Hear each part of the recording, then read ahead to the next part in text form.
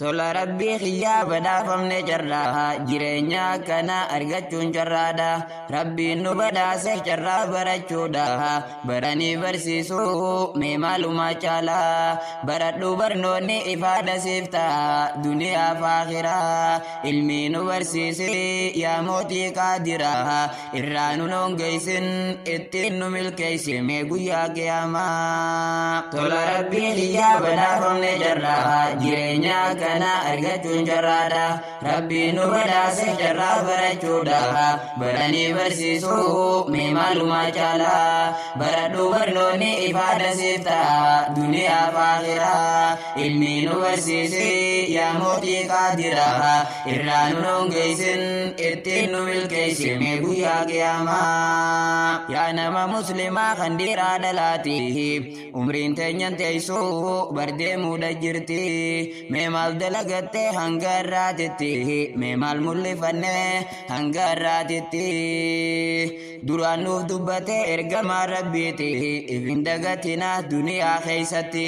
Wahii tana qofaa ammaas tan biraati waaniin ani beeku osoo beeytaniiti.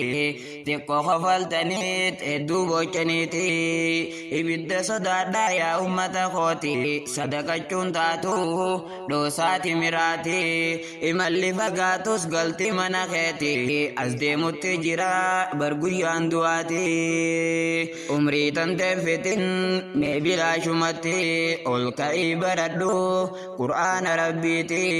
Umrii tanteen fitin mee bilaashumatti ol ka'ii baradhu qur'aana rabbiiti. Tola rabbii xiyyaa badhaafamne carraa jireenya kana argachuun carraadha. Rabbiin nu badhaase carraa barachuudha. Baranii barsiisuu mee maalumaa caalaa. Baradhu barnoonni ifaadha siif ta'a duniyaa fi akhiraa. Ilmi nu barsiise yaa mootii qaadiraa.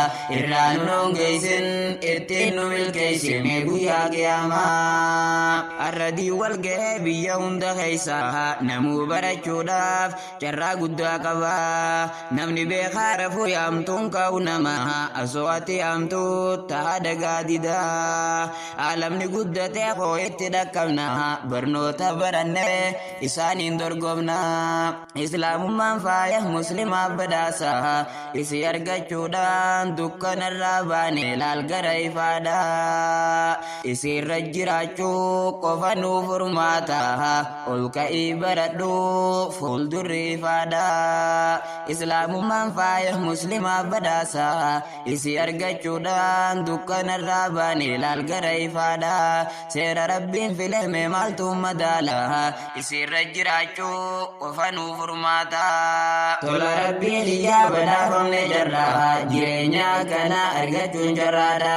Rabbiin nu badhaase carraa barachuudha. Baranii barsiisuu mee maalumaa caalaa. Baradhu barnoonni ifaadha siif ta'a duniyaa fi akhiraa. Ilmi nu barsiise yaa mootii qaadiraa. Irraa nu noongeessin ittiin nu milkeessi mee guyyaa qiyaamaa.